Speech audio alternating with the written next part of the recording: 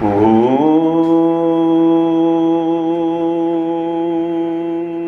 in progress.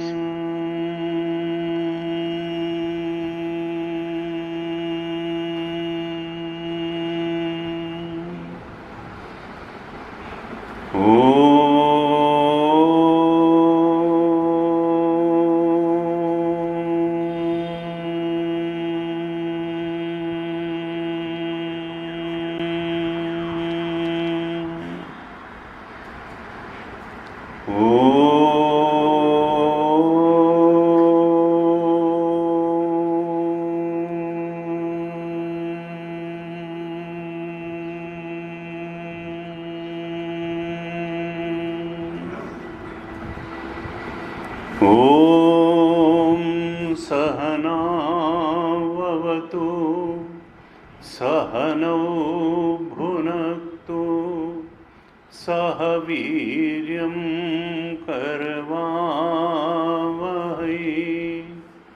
तेजस्विनावधीतमस्तु मा विद्विषावहै।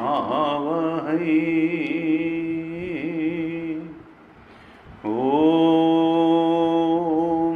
शान्ति शान्ति शान्तिः।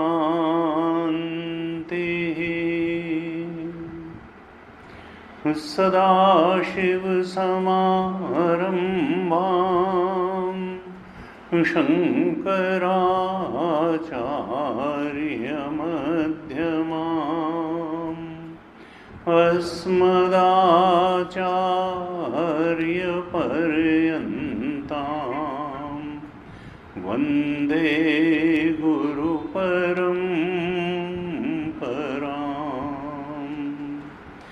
अज्ञानतिमिरान्धस्य ज्ञानाञ्जनशलाकया चक्षुरुन्मीलितं येन तस्मै श्री गुरवे नमः। तस्मै श्री गुरवे नमः। ओम ध्यान श्लोकों का पाठ करेंगे, साथ साथ पाठ करेंगे। ओम पार्थाय प्रतिबोधितां भगवता नारायणेन स्वयं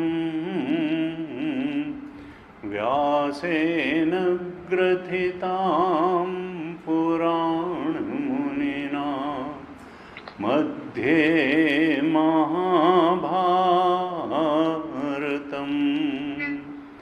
अद्वैतामृतवर्षिणीं भगवतीम् अष्टादशाध्यायिनीम्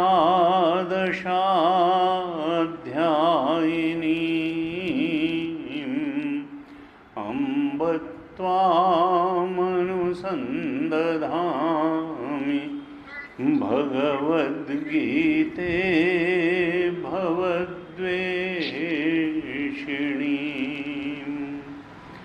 नमोऽस्तु ते व्यासविशालबुद्धे पुल्लारविन्दायतपत्रनेत्र येन त्वया भारततैलपूर्ण प्रज्वालितो ज्ञानमयः प्रदीपः प्रपन्नपारिजाताय स्तोत्रवेत्रैकपाणये ज्ञानमुद्राय कृष्णाय गीतामृतदुहे नमः। सर्वोपनिषदो गावो दोग्धा गोपालनन्दनः पार्थो वत्सः सुधीर्भोक्ता दुग्धं गीतामृतं महत् वसुदेवसुतं देवं कंसुचाणूरमर्दनं देवकी परमानन्दं कृष्णं वन्दे जगद्गुरुं कृष्णं वन्दे जगद्गुरुं।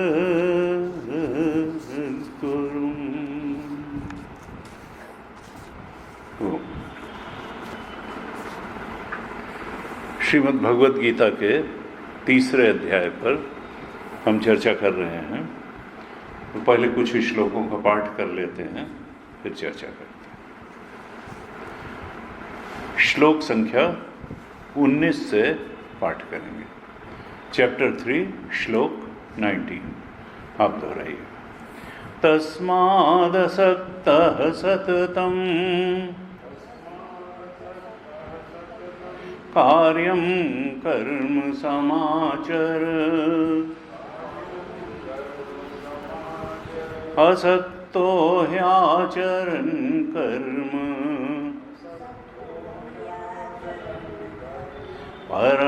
परमाप्नोति पुरुषः कर्मणैव हि संसिद्धिम् आस्थिता जनकादयः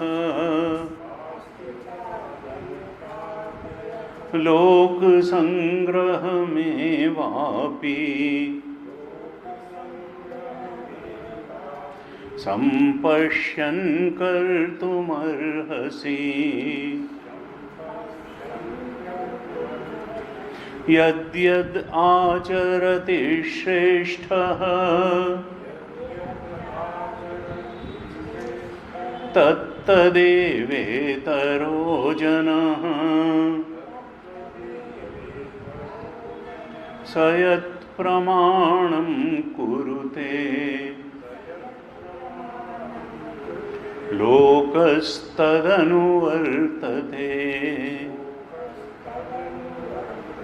न मे पार्थास्ति कर्तव्यम् त्रिषु लोकेषु किंचन नान्नवाप्तमवाप्तव्यम्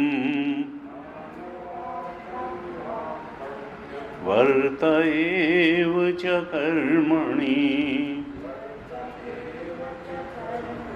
यदि ह्यहं न वर्तेयम् जातु कर्मण्यतन्द्रितः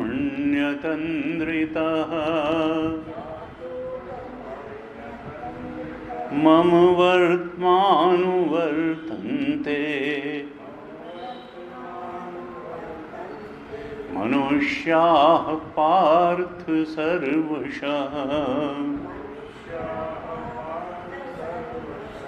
उत्सीदेयुरिमे लोकाः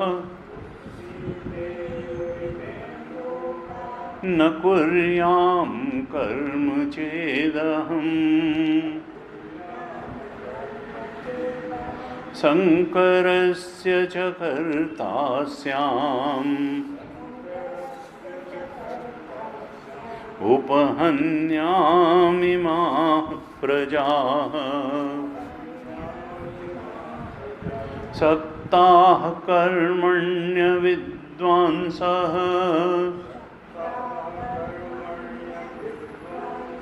यथा कुर्वन्ति भारत कुर्याद्विद्वांस्तथा सक्ताः कुर्याद्विद्वांस्तथा सक्तः चिकीर्षुर्लोकसंग्रहम् न बुद्धिभेदं जनयेत् अज्ञानां कर्मसंगिनां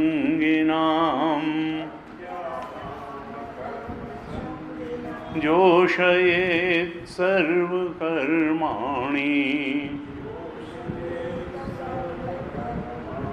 विद्वान् युक्तः समाचरन् प्रकृतेः क्रियमाणानि गुणैः कर्माणि सर्वशः अहंकार विमूढात्मा कर्ताहमिति मन्यते तत्त्ववित्तु महाबाहो गुणकर्म विभागयोः गुणागुणेषु वर्तन्त इति मत्वा न सज्जते प्रकृतेर्गुणसम्मूढाः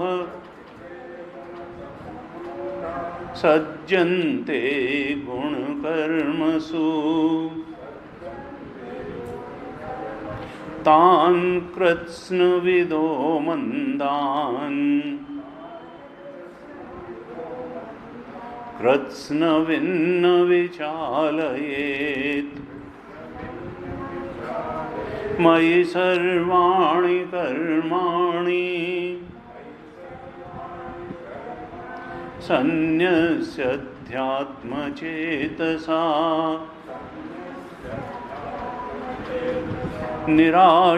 निराशीर्निर्ममो भूत्वा युध्यस्व विगतज्वरः युध्यस्व विगतज्वरः।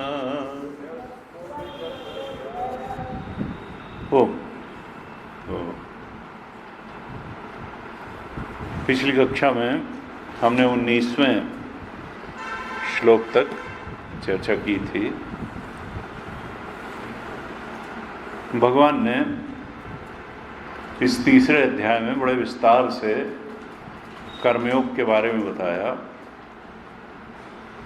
कि यज्ञार्थात् कर्मणोऽन्यत्र लोकोऽयं कर्म बन्धनः। कर्म तो सभी करते हैं, लेकिन अगर सकाम कर्म किया तो ये बंधन का कारण हो जाएगा। अगर हमने फल की आकांक्षा से कर्म किया और बहुत अच्छी तरह से भी किया, तो ये जो फलासक्ति के दबाव में आकर के किया गया कर्म है, ये बंधनकारी होगा, हमारी वासनाओं को बढ़ाएगा, इच्छाओं को बढ़ाएगा और हमारे जो कर्म का बंधन है उसको और जकड़ देगा, मुक्त नहीं करेगा। और अगर हम इच्छाश्रित कर्म करने के बजाय, इच्छापरायण कर्म करने के बजाय प्रभुपरायण कर्म करेंगे, अगर हम ईश्वरार्पित कर्म करेंगे, तो फिर वही कर्म जो बंधनकारी था वो अब मुक्ति का कारण बन जाएगा। क्यों? क्योंकि वो हमारी वासनाओं का जो एक ककून है, एक कड़ा पर्दा है, उसको झीना बनाता चला जाएगा। वासना पुंज हमारा झीना, ढीला, हल्का हल्का, महीन महीन होता चला जाएगा। हमारा चित्त शुद्ध होता चला जाएगा। और उसका जो उपाय गीता जी में भगवान कृष्ण ने बताया, इस तीसरे अध्याय में भी बताया और आगे भी बताएंगे, दूसरे में भी बताया, वो है सकाम कर्म के स्थान पर कर्म योग करना, इच्छाश्रित कर्म के स्थान पर ईश्वराश्रित कर्म करना। हमारी आदत पड़ी है जन्म जन्मांतर से इच्छा पूर्ति के लिए कर्म करने की, तो कहा ये इच्छाश्रित कर्म, इच्छा पूर्ति के लिए कर्म करने के बजाय प्रभु की प्रसन्नता के लिए कर्म करो। तो यही कर्म जो बंधन का कारण था, इच्छाश्रित होने के कारण, वही ईश्वराश्रित होने पर मुक्ति का कारण बन जाएगा। ये तो एक मूल बात हुई। और इसी से, क्योंकि दो ही चीज़ें हैं, साधना के दो स्तर हैं, एक है चित्त शुद्धि और दूसरा है उस शुद्ध चित्त से अपने आत्मा के सच्चे स्वरूप का अनुभव, बोध। तो ये जो चित्त शुद्धि का जो प्रथम चरण है, तो चित्त शुद्धि तो होती है कर्मयोग से। हम कर्मयोग करेंगे तो हमारा चित्त, क्योंकि चित्त की अशुद्धि का कारण क्या है? वासनाएं, इच्छाएं। यही हमको हमारे प्रभु, हमारे आत्मा, हमारे स्वरूप, हमारे ब्रह्म स्वरूप से मिलने में बाधा बन जाती है। तो योगिनः कर्म कुर्वन्ति संगम त्यक्त्वा आत्मशुद्ध है, अभी गीता जी में आगे बताएंगे। योगी लोग फलासक्ति को त्याग करके प्रभु की प्रसन्नता के लिए, आत्मा की शुद्धि के लिए, यानी चित्त, आत्मा का मतलब यहाँ चित्त है, चित्त शुद्धि के लिए, अंतःकरण को पवित्र निर्मल बनाने के लिए, मन को शुद्ध बनाने के लिए कर्म करते हैं। उनका उद्देश्य फल पाना नहीं है। हम कर्म करेंगे तो उसका परिणाम आएगा ही, और प्रसाद बुद्धि से उसका भोग करें, जितनी आवश्यकता है भोग करें, बाकी प्रकृति ने दिया है, प्रकृति में जाएगा। हम भोगासक्त हो करके, फलासक्त हो करके, देहासक्त हो करके, विषयासक्त हो करके जीवन न जिने, हम परमात्मा की भक्ति का जीवन जिए, हम प्रभु परायण जीवन जिए, परमात्मा की शरण में रहते हुए अपने कर्तव्य कर्मों का, वर्णाश्रम धर्म के अनुसार जो कर्म नियत है, निर्धारित हैं हमारे लिए, उसका पालन करें। नियतम कर्म करो, ये पहले ही भगवान बता चुके हैं कि नियतम कुरु कर्मत्वम कर्म ज्यायो हि अकर्मणः। नहीं, आपने हमको म्यूट कर दिया क्या? इसमें लिख करके आ रहा है।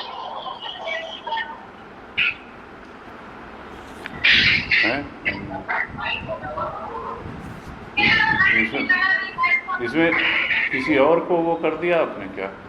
तमाम बच्चे बोल रहे हैं पीछे से बजाय हमारी आवाज़ के। हरिओम हरिओम, हमारी आवाज़ आ रही है उसमें? The host would like you to speak. Hariom Hariom Hariom Hariom, आ रही आवाज़? ठीक। तो भगवान ने कहा नियतम कुरु कर्मत्वम, 8वें श्लोक में कहा था इसी तीसरे अध्याय के, कि नियतम कुरु कर्मत्वम कर्म ज्यायो ह्यकर्मणः शरीर यात्रा पिछते न प्रसिद्धेत अकर्मणः। नियत कर्म करो, क्योंकि अगर तुम कर्म नहीं करोगे तो शरीर भी ठीक तरह से नहीं चलेगा।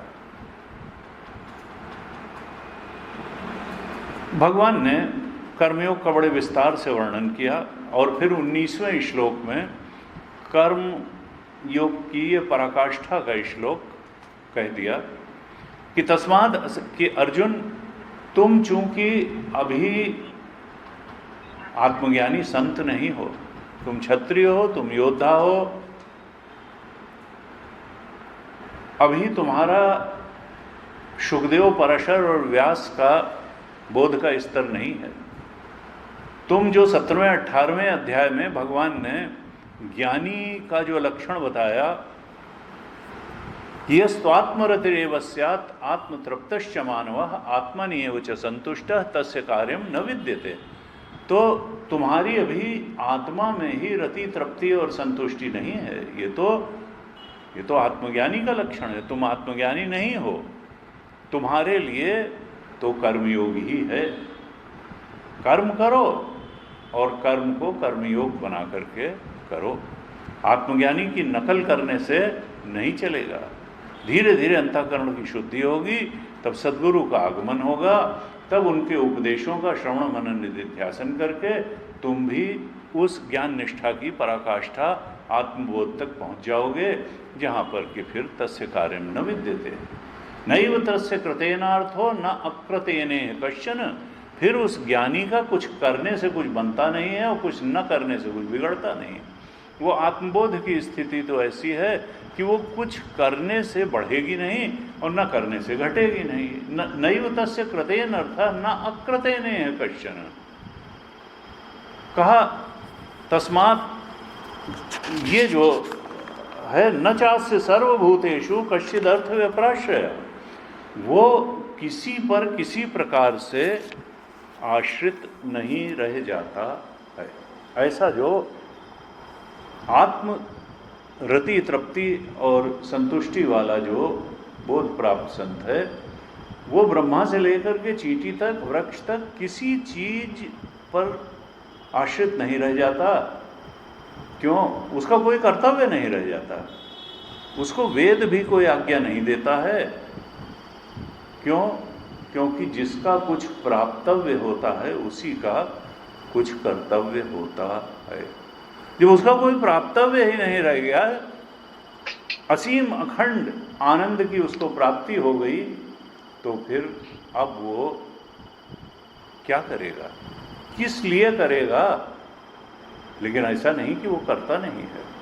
अभी भगवान आगे लोक संग्रह का एक प्रकरण लेने वाले हैं कि भगवान कहेंगे कि मुझे कुछ भी इस सृष्टि में अप्राप्त नहीं है, फिर भी मैं कर्म करता हूँ। क्यों करता हूँ?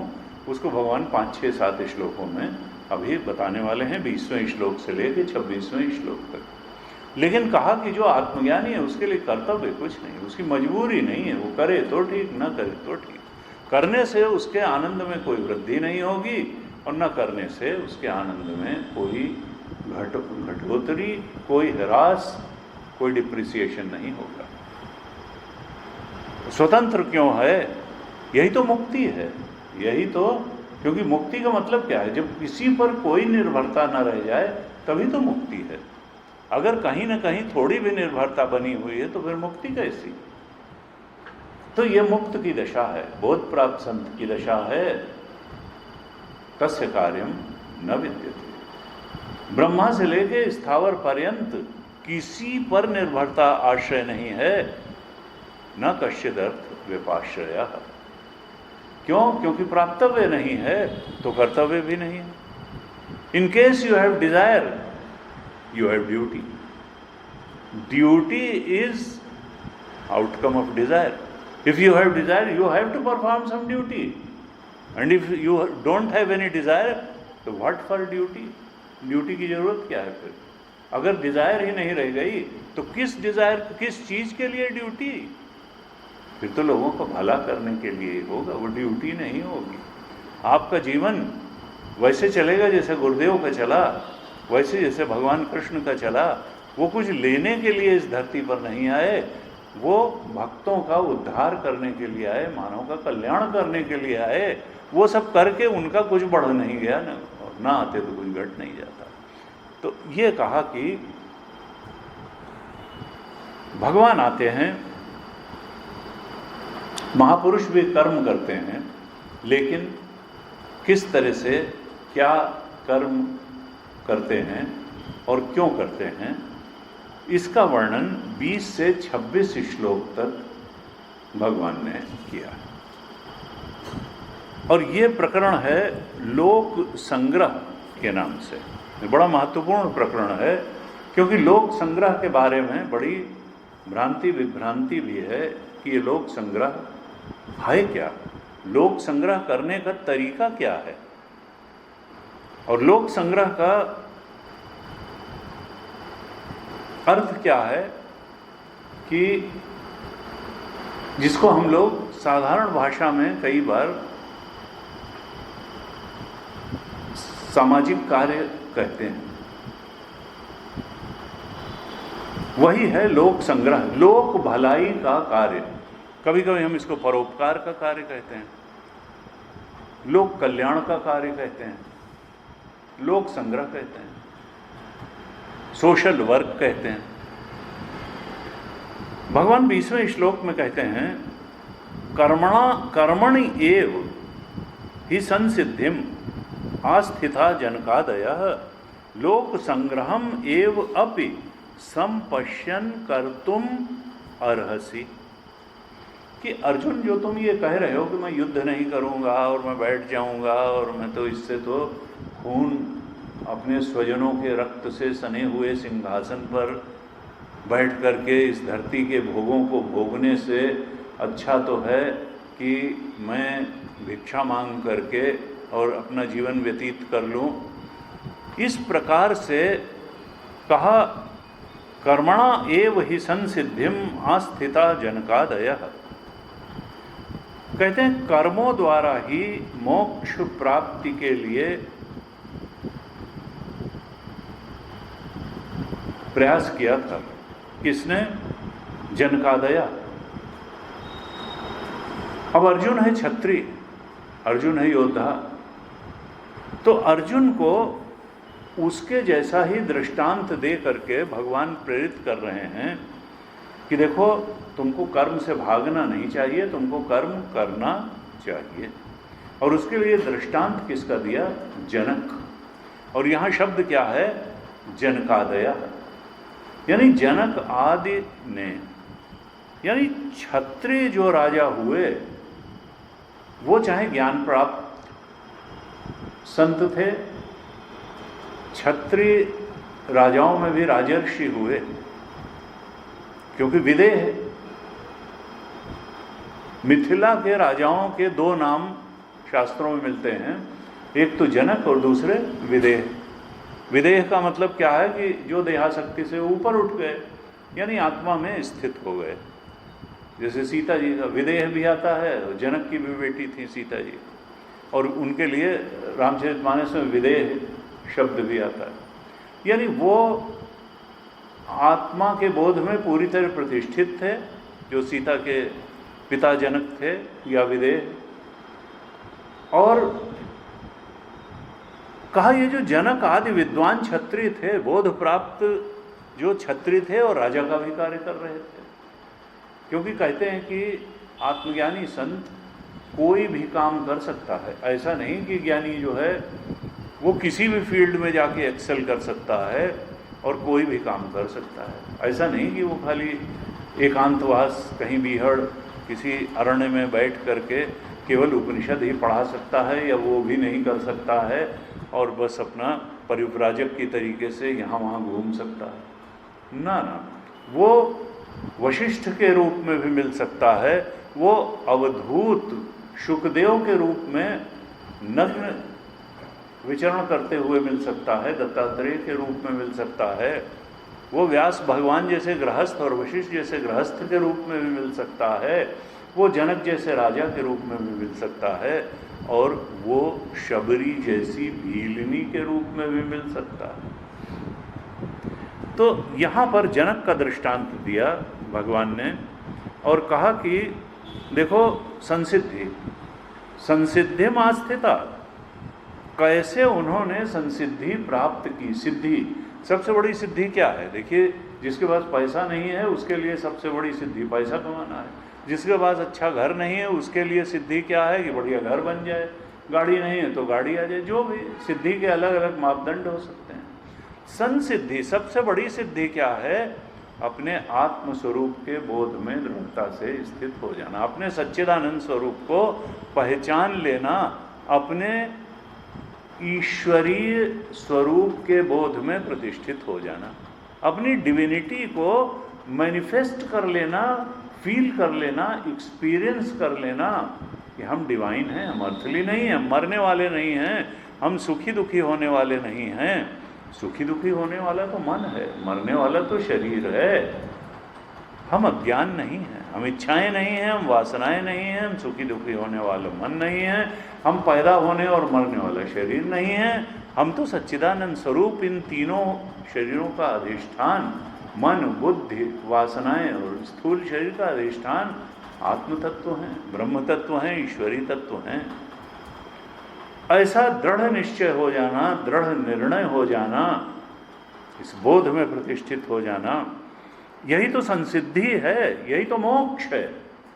तो जनक आदि इस संसिद्धि को, इस आत्मबोध मोक्ष रूपी जो स्थिति है उसको कैसे प्राप्त हुए?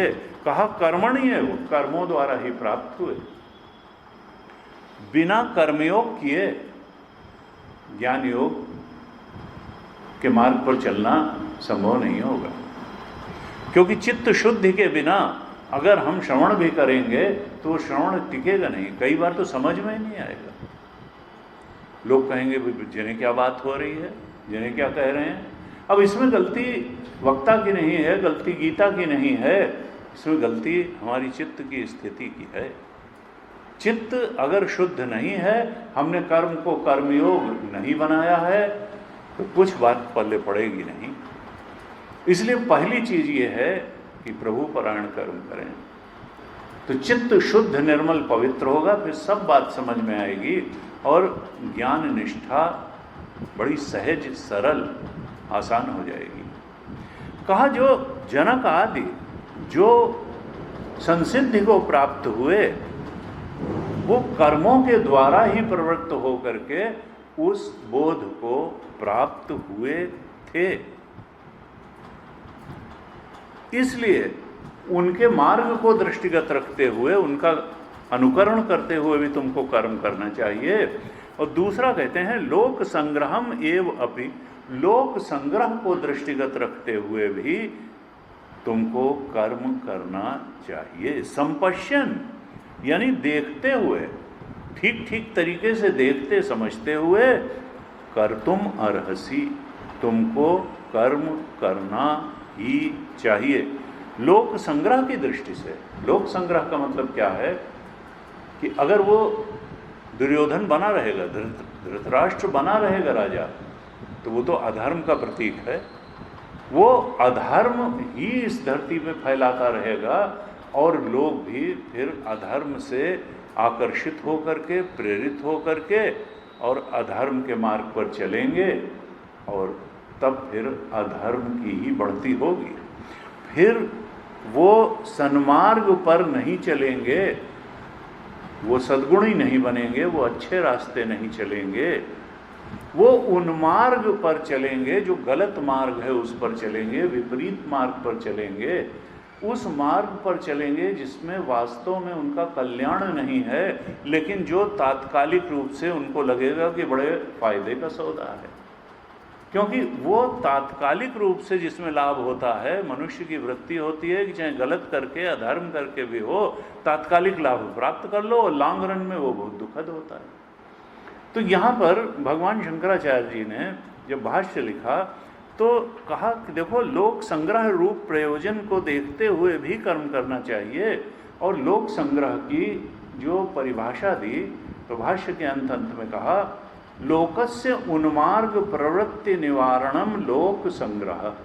ये जो लोक है यानी लोगों की उन मार्ग में जो प्रवृत्ति है, यानी आत्मबोध की तरफ बढ़ने के लिए जो प्रवृत्ति है, उससे विपरीत मार्ग में चलने की जो प्रवृत्ति है, यानी देहासक्त जीवन जीना, भोगासक्त जीवन जीना, संसारासक्त जीवन जीना, इच्छापरायण जीवन जीना, ये सब उन्मार्ग प्रवृत्ति है जो आत्मबोध से, संसिद्धि से उल्टी वृत्ति है। वहाँ से निवारण करना, वैसा जो डायरेक्शन ऑफ लाइफ है वहाँ से निवारण करना।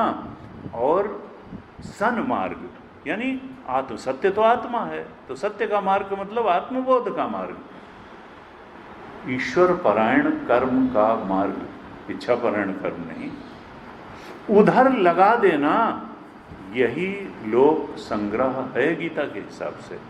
क्यों? क्योंकि लोक भलाई इसी में है।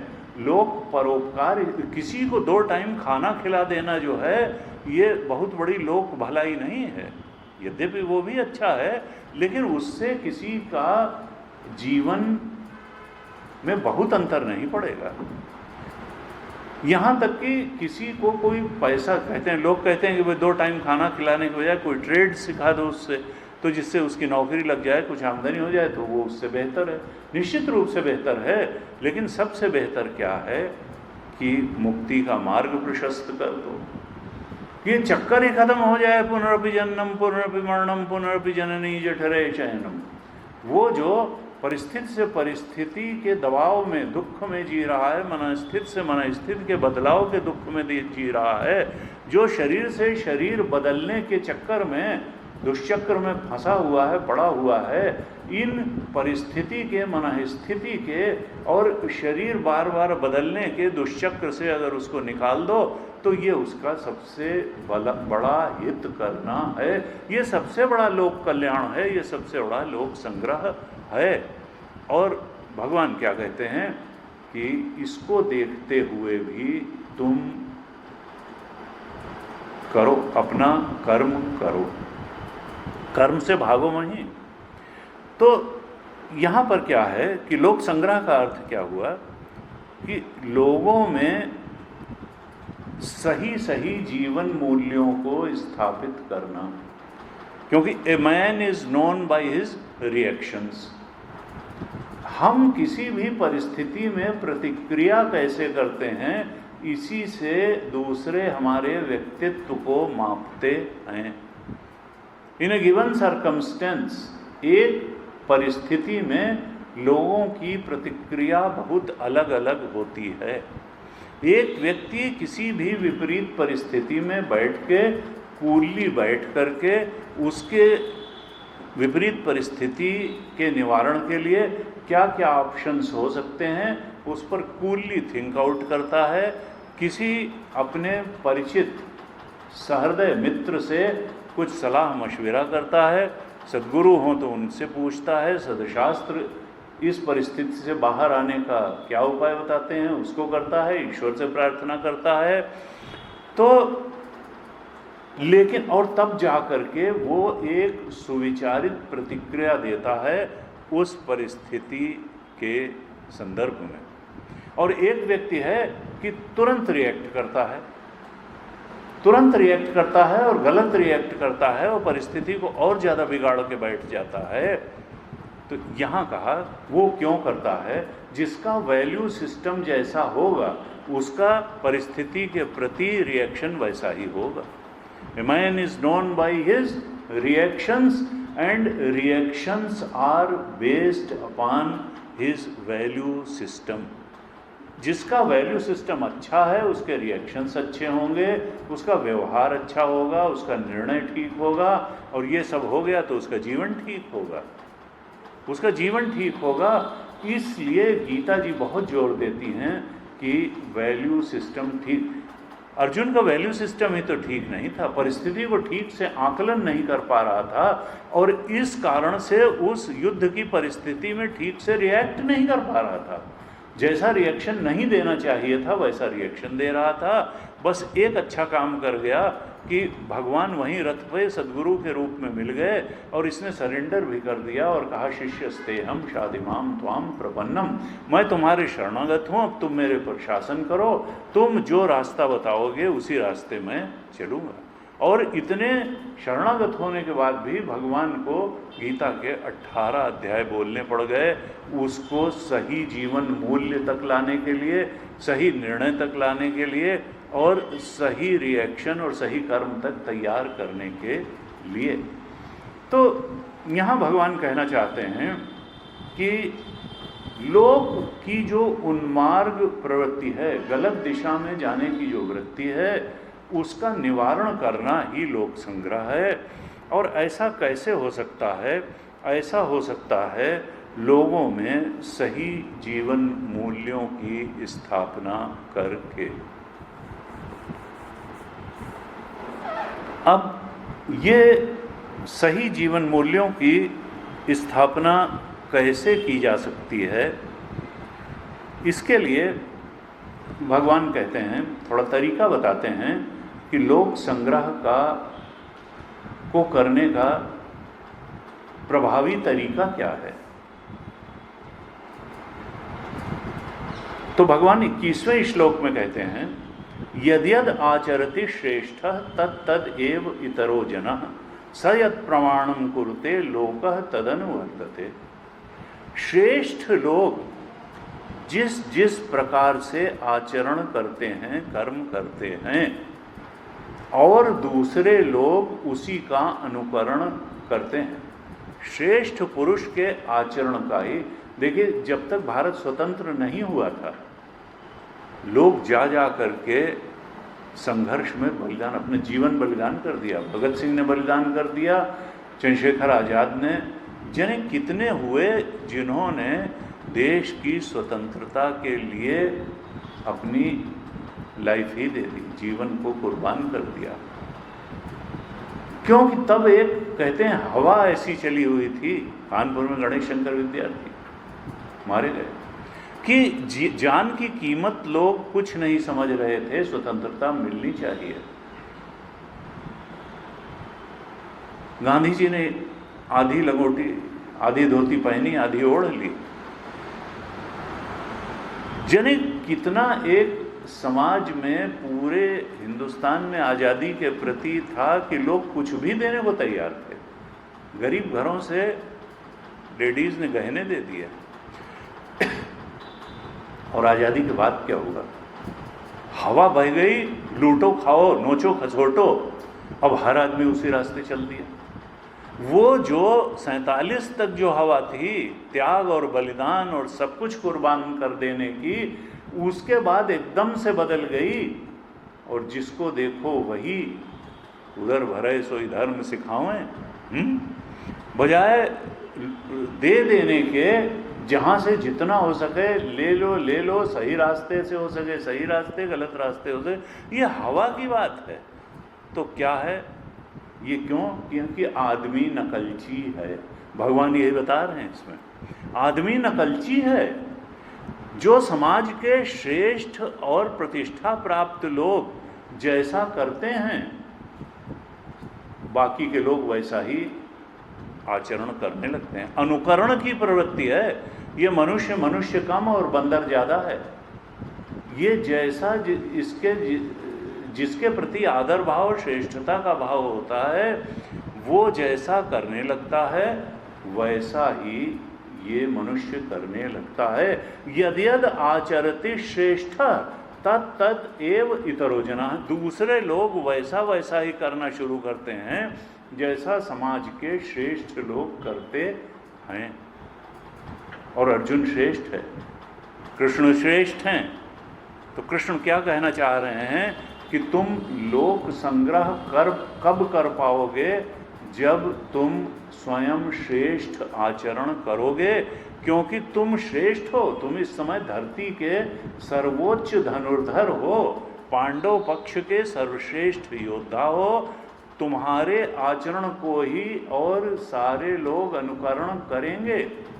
तो लोक संग्रह करने का, लोगों में सही सही जीवन मूल्य स्थापित करने का तरीका क्या है? तो कहते हैं सयत प्रमाणम कुरुते लोक, वो जैसा जैसा प्रमाण स्थापित कर देता है, जैसा जैसा आचरण को कह देता है कि ये श्रेष्ठ आचरण है, दूसरे लोग उसी को प्रामाणिक मानते हुए चलने लगते हैं। भगवान कहना क्या चाह रहे हैं कि अगर आप वास्तव में लोक संग्रह करना चाहते हैं तो प्रवचन देने से कोई नहीं सुधरा आज तक। अच्छी अच्छी और ऊंची ऊंची बातें ही अगर आप करेंगे और किसी को कहेंगे ऐसे करना चाहिए, ऐसे करना चाहिए, ऐसे हो जाओ, ऐसे हो जाओ, तो उस पर फर्क नहीं पड़ेगा। वो भी समझेगा कि जैसे करते रहो, दूसरों से अच्छी ऊंची बातें करो और करने में जैसे चाहो करते रहो। तो यहाँ भगवान क्या कहना चाहते हैं कि अगर तुम वाकई लोक संग्रह करना चाहते हो, ये चाहते हो कि लोगों में सही जीवन मूल्य स्थापित हो जाएं, तो तुम अपने आप में सही जीवन मूल्यों की स्थापना करो। सयत प्रमाणम कुरुते लोकस्तदनुवर्तते। तुम अगर शीलवान होगे, तुम्हारा आचरण शील का आचरण होगा, शिष्ट आचरण होगा, तुम्हारे जीवन में साधुता होगी, तुम्हारे जीवन में विद्वत्ता होगी, तुम्हारे जीवन में सौहार्द होगा, पूरा सौमनस्य, सौहार्द और प्रेम से भरा हुआ तुम्हारा जीवन होगा, तुम्हारी प्रतिक्रियाएं एक शालीन, शिष्ट और सौहार्द से भरे हुए मनुष्य की होंगी, तो फिर लोकस तदनुवर्तते, लोक में उसका अनुकरण लोग करेंगे। केवल बातों बातों से कोई अनुकरण नहीं करता है, लोग जान लेते हैं कि इसका स्वभाव क्या है, इसका शील क्या है, त्रिगुण की इसके अंदर स्थिति क्या है, इसके रिएक्शंस कैसे हैं और इसका मन कैसा है। तो यानी चैरिटी बिगिंस फ्रॉम होम। तुमको अगर लोक संग्रह करना है तो तुमको अपने आप को बेहतर बेहतर बेहतर बनाने से शुरू करना पड़ेगा, और तभी तुम्हारी वाणी का असर होगा, तुम्हारे जीवन का असर होगा। तुम जहाँ बैठ जाओगे वहाँ लोगों को प्रेरणा मिल जाएगी, बहुत कुछ कहने की भी ज़रूरत नहीं पड़ेगी, क्योंकि लोग आचरण से सीखते हैं, बातों से नहीं सीखते। राहुल सांकृत्यायन का बड़ा प्रसिद्ध उदाहरण है कि मामा के घर में रहते थे, कोई मिलने आया तो उनसे बच्चे थे, तो मामा ने कहा कि जाओ कह दो कि मामा घर पे नहीं हैं। वो गए, उन्होंने कहा कि मामा कहते हैं कि वो घर पे नहीं है। उन्होंने कहा अच्छा ऐसा है, तो ये तो बच्चा जो है वो, हम सब बच्चे हैं, वो कैसे वो आचरण से सीख रहा है कि अब वो भी बड़ा होके इसी तरीके से सीखे, घर में बैठे रहो कह दो नहीं है। तो व्यक्ति तो आचरण से सीखता है का ये जो लोक भलाई है। तो लोक संग्रह का मतलब परोपकार भी नहीं है, लोक भलाई भी नहीं है, समाज सेवा भी नहीं है। गीता जी की दृष्टि में भगवान भाष्यकार ने जो लोक संग्रह का अर्थ बताया वो है सही जीवन मूल्य स्थापित करना, अपने जीवन में भी और दूसरों के भी जीवन में। और जब तक तुम्हारे जीवन में सही जीवन मूल्य स्थापित नहीं होंगे तब तक तुम लाख कोशिश कर लो, दूसरे के जीवन में सही जीवन मूल्य नहीं स्थापित कर पाओगे। इसलिए लोक संग्रह की बात अपने आप से शुरू होती है। और फिर जैसे गुरुदेव की बात का इतना असर हुआ, यहाँ लोग कहते हैं कि भाई गीता का मतलब क्या है। अगर गुरुदेव ने जिंदगी भर गीता पढ़ाई, उसका मतलब ही लोग न समझते तो ये 30 देशों में 300 सेंटर कैसे खड़े हो जाते। लेकिन ये है कि गुरुदेव के स्टेचर का अगर व्यक्ति होगा तो उसकी बात का असर ना हो, हमारी बात का हमारे बच्चों पर असर नहीं होता, तो ये इसका मतलब ये भी नहीं कि गुरुदेव की बात का बच्चों पर असर नहीं होता था, बड़ों पर असर नहीं हो। इसका मतलब कमी कहाँ है? कमी हमारे अंदर है। हम खुद ही गीता की बात नहीं समझ पाए, इसलिए हमारे बच्चे कैसे समझेंगे? फिर हम बच्चों का दोष देंगे कि बच्चे नहीं समझ पाते। अरे तुम कितना समझे? तुमने अपने जीवन को कितना गीता के अनुसार बनाया? तुमने तो कुछ भी नहीं बनाया, कुछ भी नहीं बनाया। तो फिर हम अगर गीता की बात समझें, और समझने का मतलब यह है कि गीता की बातों के अनुसार अपने आचरण को बनाएं, अपने चिंतन को बनाएं, अपने रिएक्शंस को, रिफ्लेक्शंस को बनाएं, अपनी चित्त को उन सद्गुणों से भरें जिनको गीता सद्गुण कहती है, और उन दुर्गुणों को अपने चित्त से हटाएं जिनको गीता दुर्गुण कहती है। अगर हम ऐसा कर पाए तब तो समझो हम लोक संग्रह करने के लिए उपयुक्त पात्र बनेंगे, और नहीं तो बस बातें बातें होंगी, हमारी बातों का कोई प्रभाव नहीं होगा, न बच्चों के ऊपर, न पड़ोसी के ऊपर, न किसी के ऊपर। बहुत पहले एक गांधी जी के जीवन की कथा आती है कि कलकत्ता में गए, एक बुढ़िया आई अपने पोते को लेकर के और कहा इसको जो है, इसकी गुड़ खाने की आदत है, गुड़ बहुत खाता है, आप जरा इसको समझा दीजिए कि गुड़ खाना छोड़ दे। उन्होंने कहा ठीक है, बैठी रही। फिर उन्होंने कहा कि कल आना तो समझा देंगे। कल फिर आई, शाम तक बैठी रही। फिर उन्होंने कहा नहीं आज नहीं, अब कल फिर आना। 7 दिन जब जाने का वक्त आ गया तो 7वें दिन जब फिर आई तो शाम को गांधी जी ने कह दिया कि बेटा गुड़ मत खाया करो, बेटा गुड़ मत खाया करो, और कहा जाओ बुढ़िया बहुत ही खींच गई। उसने कहा 7 दिन तुमने बुला बुला करके 8 घंटे हमको बैठाए रखा, तुमको यही बात कहनी थी तो ये पहले दिन ही क्यों नहीं कह दी कि गुड़ मत खाया करो। उन्होंने कहा मेरी खुद गुड़ खाने की आदत थी। ये 7 दिन मैंने तुम्हारे लिए नहीं अपने लिए लिए, क्योंकि मैंने इन 7 दिनों में अपनी गुड़ खाने की आदत छोड़ी और अब मुझे पूरा विश्वास है कि मेरा इतना कहने से मेरी वाणी का इस पर असर होगा और ये गुड़ खाना छोड़ देगा। क्योंकि जो चीज़ मैं ही नहीं छोड़ पाया उसका उपदेश इसको क्या करूँ कि गुड़ खाना छोड़ो।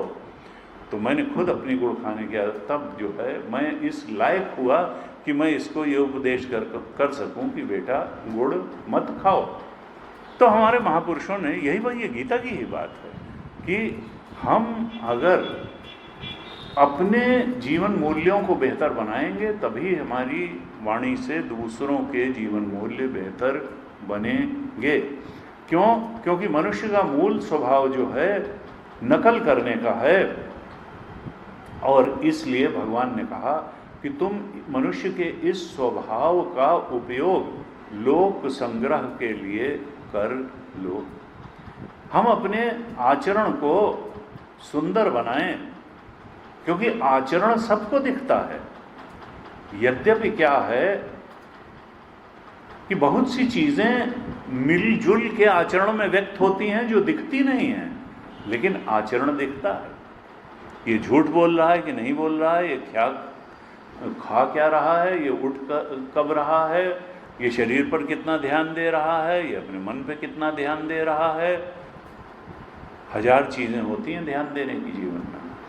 तो आचरण तो सब कोई देखता है और आचरण से हमको असेस भी करता है, लेकिन आचरण प्रभावित किससे होता है? आचरण हमारे स्वभाव से प्रभावित होता है। जिसका स्वभाव जैसा है उसका आचरण ऐसा। स्वभाव अंदर है, आचरण बाहर है, लेकिन स्वभाव आचरण को प्रभावित करेगा। हमारी त्रिगुण की स्थिति क्या है? हम तमोगुणी डोमिनेटेड है हमारा चित्त, कि रजोगुणी डोमिनेटेड है, कि सतोगुणी डोमिनेटेड है, ये आचरण में अभिव्यक्त हो जाएगा। रजोगुणी डोमिनेटेड है तो दुकान पे बैठना ज़्यादा पसंद करेगा, सत्संग के लिए कहेगा समय नहीं है। और सतोगुणी है तो दुकान छोड़ के भी सत्संग के लिए समय निकालेगा। और तमोगुणी है तो कहेगा अरे हटाओ दुकान और हटाओ सत्संग, आराम बड़ी चीज़ है, मुँह ढक के सोइए।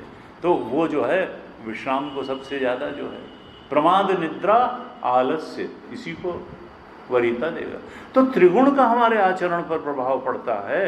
हमारा स्वभाव कैसा है इसका आचरण पड़ता है। और हमारे अंदर विवेक की स्थिति क्या है, सेंस ऑफ डिस्क्रिमिनेशन क्या है।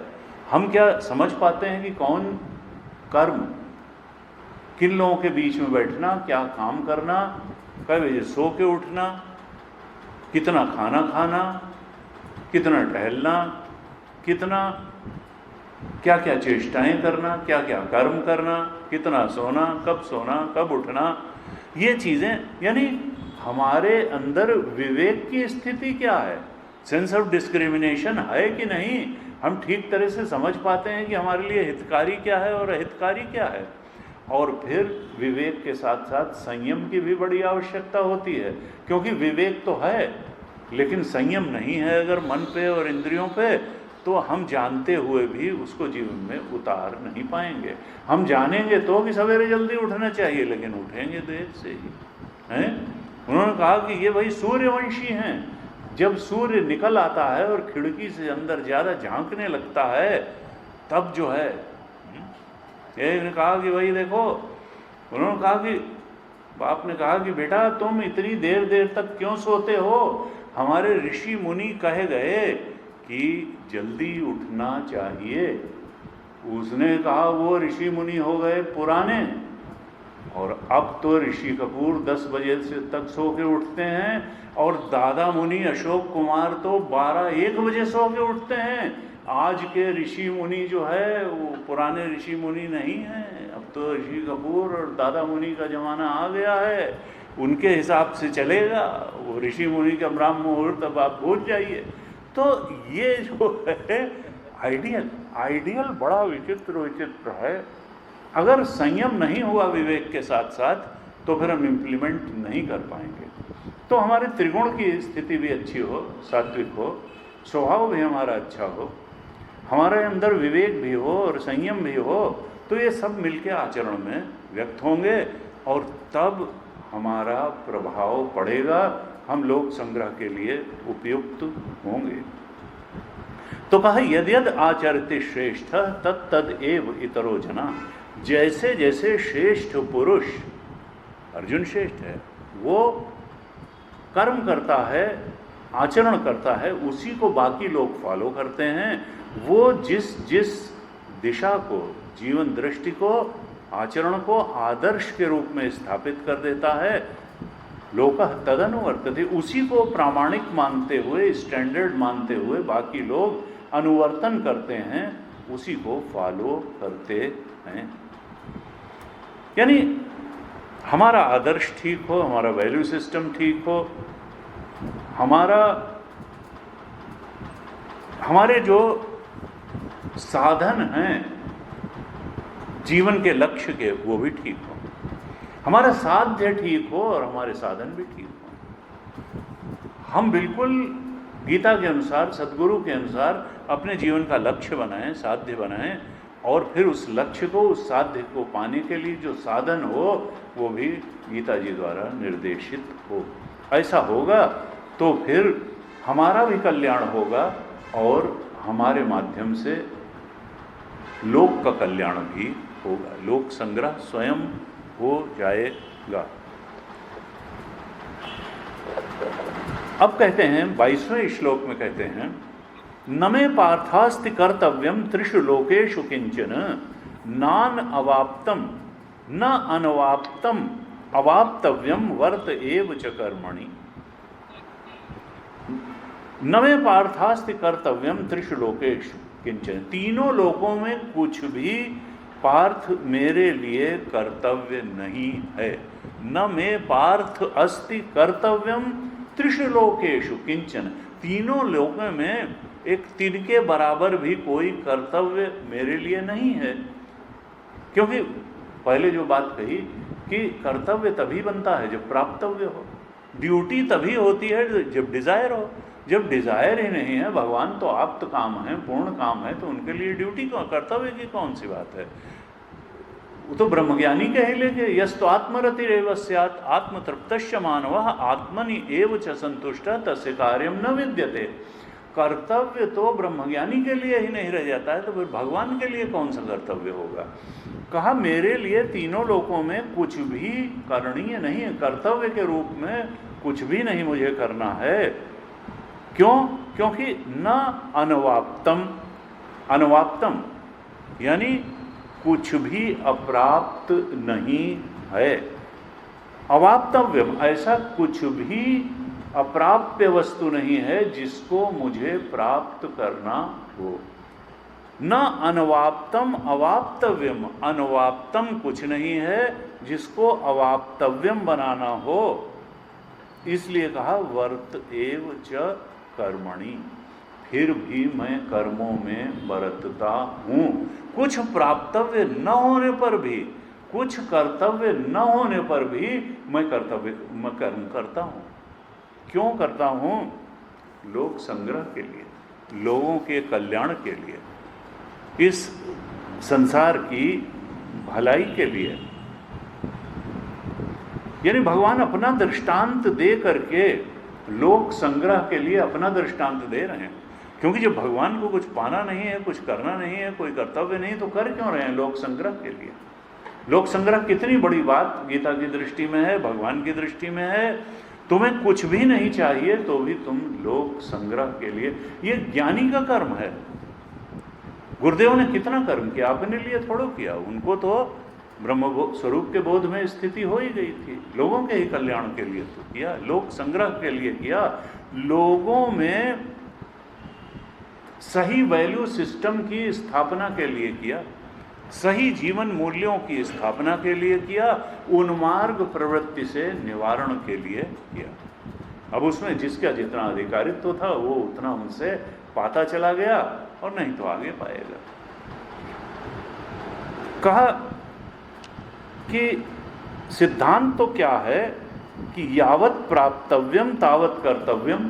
साधारण सिद्धांत है कि जब तक कुछ प्राप्तव्य है तब तक कर्तव्य है, लेकिन मुझे न कोई प्राप्तव्य है न कर्तव्य है, फिर भी मैं कर्म कर रहा हूं, केवल लोक संग्रह के लिए कर्म कर रहा हूं। कहा इसलिए तुम अगर अभिज्ञानी की स्थिति में नहीं पहुंचे हो, जैसा कि तुम नहीं पहुंचे हो, तब तो कर्मयोग तुम्हारे लिए कर्तव्य है ही, और तुम ज्ञानी हो भी गए हो तो भी लोक संग्रह के लिए कर्म करो, मुझे देखते हो, ऐसे कहा। फिर 23वें श्लोक में कहते हैं भगवान, यदि ही अहम न वर्तेयम जातु कर्मणि अतंद्रितः मम वर्त्म अनुवर्तन्ते मनुष्याः पार्थ सर्वशः। भगवान कहते हैं यदि ही अहम न वर्तेयम जातु कर्मणि अतंद्रितः। अतंद्रितः का मतलब, तंद्रितः का मतलब सोए सोए, और अतंद्रितः का मतलब जागरूक रहकर, विजिलेंट, अलर्ट रहते हुए। अतंद्रितः न वर्तेयम, मैं कर्म न करूं, वर्तन न करूं, कर्म न करूं। जातु यानी कदाचित आलस्य रहित होकर के, यानी सावधान होकर के मैं कर्मों में न बरतूं। यदि ही अहम न वर्तेयम, न बरतूं कर्मों में, अतंद्रिता, जागरूक रह करके, तो क्या होगा? मम वर्त्म अनुवर्तन। वर्त का मतलब मार्ग, तो मेरे ही मार्ग का अनुसरण करेंगे, अनुवर्तन करेंगे, मुझे ही फॉलो करेंगे जो मैं कर रहा हूं। मनुष्याः पार्थ सर्वशः, सारे ही मनुष्य। मैं अगर देखूंगे कि भाई भगवान हैं, कृष्ण हैं, इतने प्रतिभा संपन्न हैं, इतने बल संपन्न हैं, ज्ञान संपन्न हैं, और ये हाथ पे हाथ धर करके बैठे हैं, तो फिर हर व्यक्ति हाथ पे हाथ धर के बैठ जाएगा। अगर मैं जागरूक रह के अलर्ट, यद्यपि मुझे कोई कर्तव्य नहीं है, यद्यपि मुझे कोई प्राप्तव्य नहीं है, फिर भी मैं कर्म कर रहा हूं, और अगर मैं ऐसा नहीं करूंगा, इनिशिएटिव लेकर के, जागरूक रह करके, सावधान हो करके, आलस्य रहित हो करके, अतंद्रिता हो के, तो मेरे ही रास्ते सारे मनुष्य, सर्वशः मनुष्याः अनुवर्तन्ते, मेरा ही फॉलोअर बन जाएंगे सब। और अगर ऐसा सब करने लगे तो कर्म के ही बल से तो दुनिया टिकी हुई है।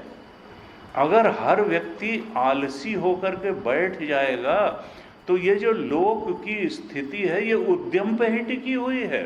अगर, क्योंकि देखिए जो राष्ट्र आज बहुत आगे हैं तो उद्यम के ही कारण आगे हैं। गुरु जी कहते थे, देखो यहाँ भारत में और सन्यासियों में भी इस प्रकार की एक धारणा बैठ गई सन्यासी समाज में कि सन्यासी को उद्यमी नहीं होना चाहिए, सन्यासी को हाथ पैर सिकोड़ के बैठ जाना चाहिए, उद्यम से उसका कोई मतलब नहीं। उद्यम के प्रति सन्यासियों के समाज में एक तिरस्कार का भाव आ गया कि उद्यम न करना बड़ी अच्छी चीज है।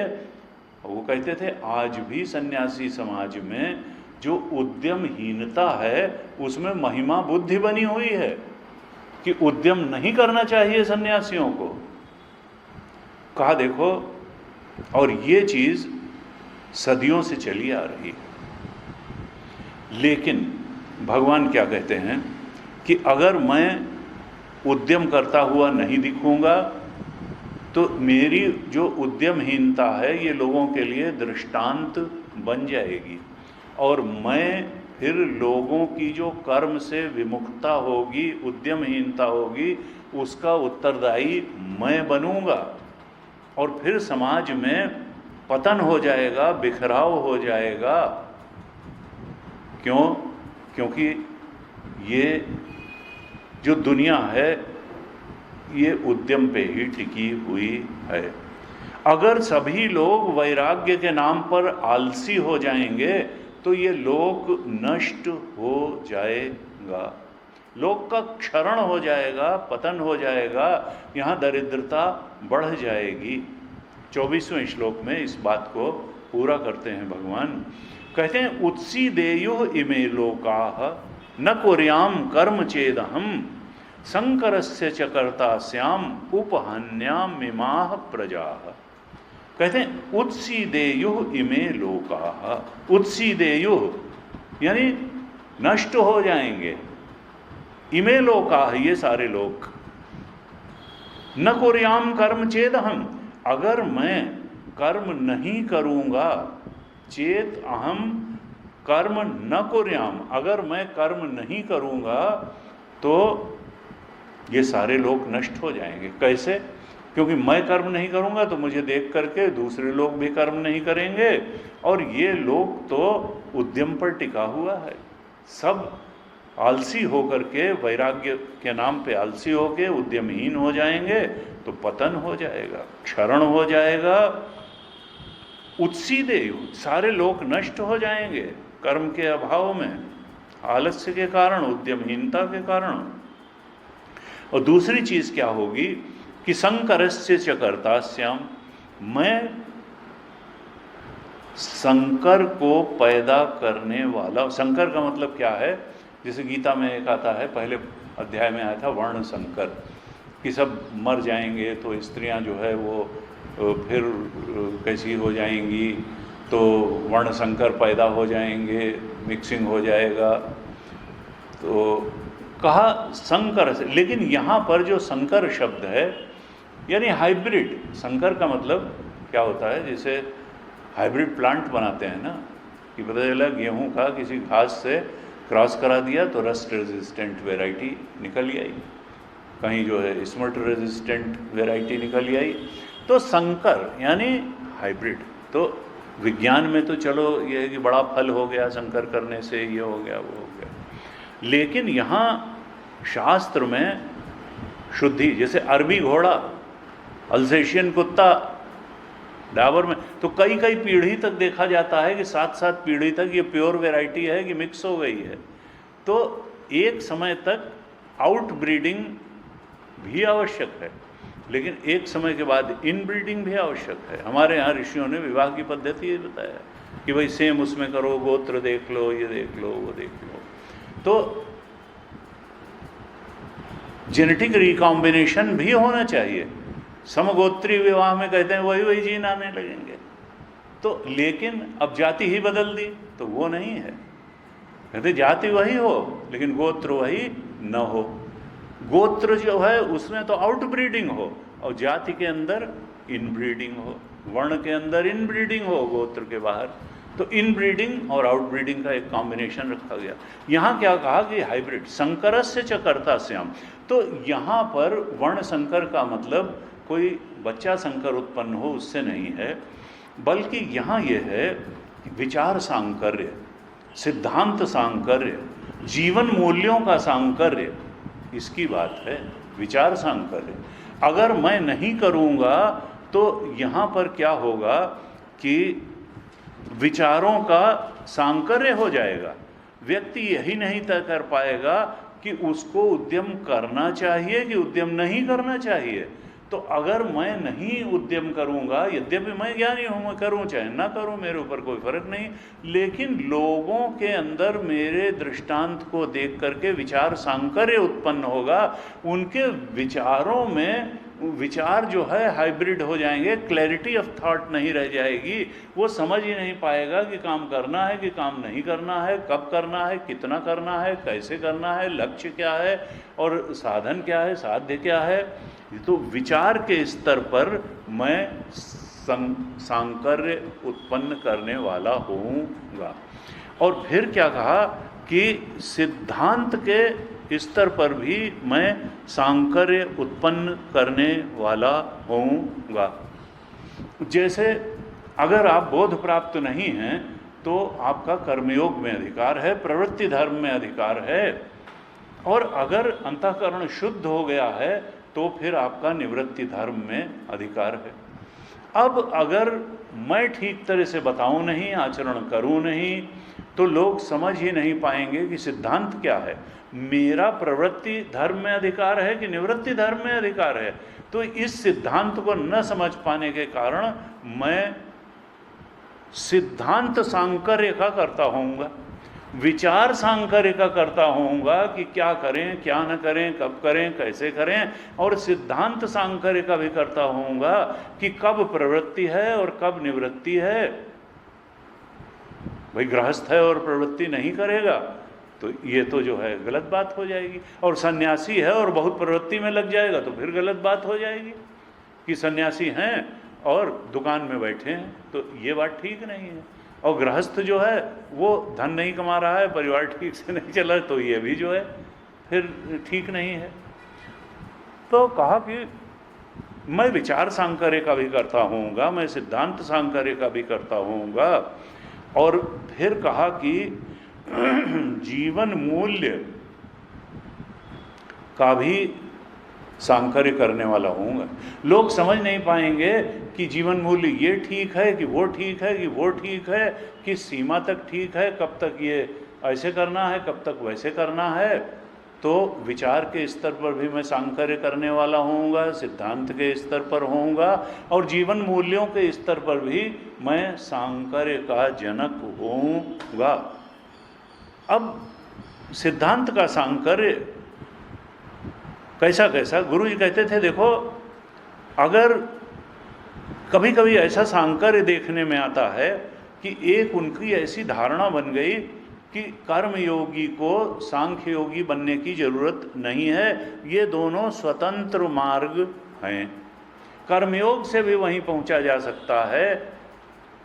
और भगवान ने कहा यत् सांख्यै प्राप्यते स्थानम तद योगैरपि गम्यते।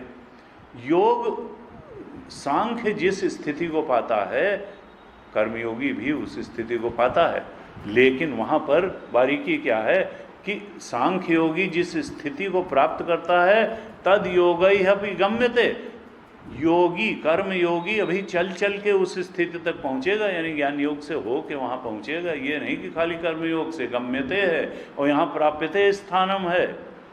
सर्वम कर्माखिलम पार्थ ज्ञाने परिसमाप्यते। चौथे, सारे कर्मों का, वो चाहे कर्म योग हो चाहे इंद्रिय संयम रूप यज्ञ हो, सर्वम कर्माखिलम पार्थ ज्ञाने, सारे कर्मों की समाप्ति आत्मज्ञान में हो जाती है। ये सब ठीक है। ज्ञानाग्नि सर्वकर्माणि भस्मसात् कुरुते तथा, भगवान ने कहा ज्ञान की अग्नि सारे कर्मों को जला देती। तो बिल्कुल स्पष्ट है, विचार सांकर्य सिद्धांत सांकर्य नहीं होना चाहिए। पहले कर्मयोग है, फिर सांख्य योग है। कर्मयोग का जो पराकाष्ठा है वो अंतःकरण की शुद्धि है, और ज्ञान योग से फिर अपने आत्मस्वरूप ब्रह्म स्वरूप में दृढ़ता से स्थित हो जाना। कहा संकरस्य च कर्तास्याम, मैं इस सांकर्य का करता होऊंगा। उपहन्यामि माह प्रजा, और इस सांकर्य के कारण मैं प्रजा का नाश करने वाला होऊंगा, क्योंकि प्रजा भटक जाएगी, बिखर जाएगी और कुछ समझ ही नहीं पाएगी। इसलिए अर्जुन को कहते हैं कि अर्जुन तुम कर्म करो। अगर तो तुम ज्ञान की तरफ बढ़ना चाहते हो तो भी कर्मयोग करना है, और लोक संग्रह की दृष्टि से भी तुमको कर्म करना ही है। तुम प्रवृत्ति मार्ग के अधिकारी हो, तुम निवृत्ति मार्ग के अधिकारी अभी नहीं हो। तुम जो है युद्ध रूपी घोर कर्म करो। अर्जुन ने कहा था मुझे तदेकम वद निश्चय, मुझे एक चीज निश्चय करके बताइए।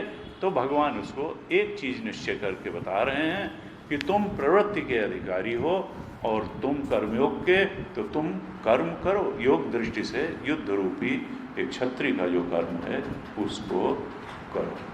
आज ओम पूर्णमदः पूर्णमिदं पूर्णात् पूर्णमुदच्यते पूर्णस्य पूर्णमादाय पूर्णमेवावशिष्यते। ओम शांति शांति शांति। हरि ओम। श्रीगुरुभ्यो नमः। हरि